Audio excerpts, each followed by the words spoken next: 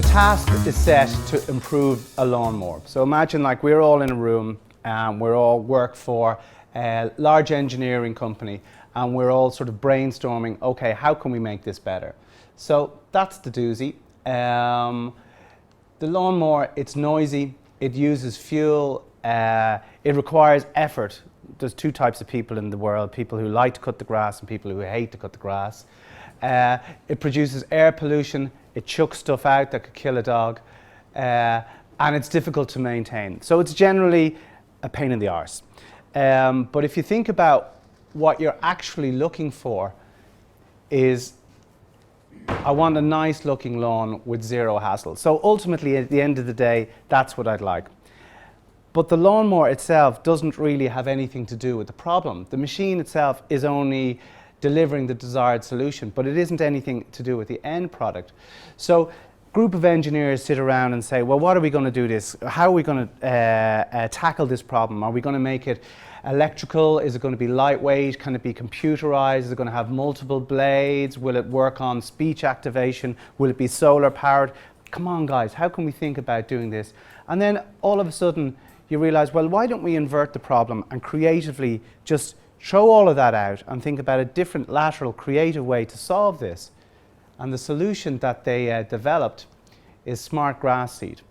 So why are we an engineering company when we could be a bioengineering company? Or we could buy a bioengineering company and develop a grass that grows to 2 inches tall and then just stops and looks fantastic. So you have situations where a company like John Deere would start looking at a company like Bayer or ICI to partner and develop real innovation. Now, that's not an ad or it's not a new product development, but it is an amazing demonstration of creativity. And I think that that's something that we need to sort of consider and think about when we, in our worlds where we live.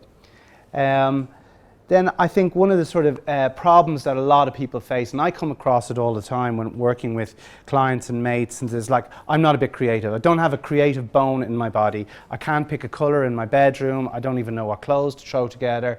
I couldn't draw a dog as a matchstick figure or character. And I think a lot of people have a lack of confidence when it comes to their creativity and kind of and tapping into that and sourcing that.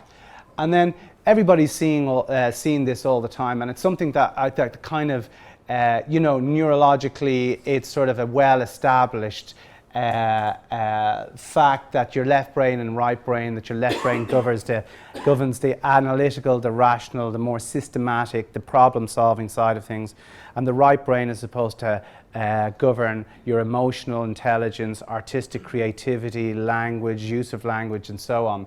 And in actual fact, I think creativity is actually a blend of them both. I think that it's very difficult to be creative and not be rational at the same time. So, you know, I've been doing this for 24 years.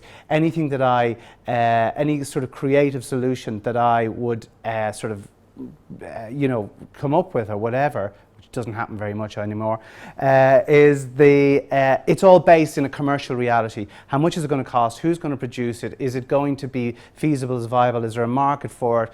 Does the customer give a crap? It's all based on that. So I think you have to have both sides of the equation as well. So, you know, in this room, there are two types of people, how we see each other at the moment, right? So there's the people in agency land so the people in brand owners think are arty-farty, haven't got a clue, but now and then come up with something really brilliant, and generally they don't even know what it is that they came up with. And there's the people in agency land who look at our clients and say, well, they're just really grown-ups and they're kind of really quite serious and they couldn't come up with an idea if you paid them. And in actual fact, I think it's a combination of both, to be honest. And I think that more and more we're seeing that people have the confidence to live in both lands and actually use both sides of their brain.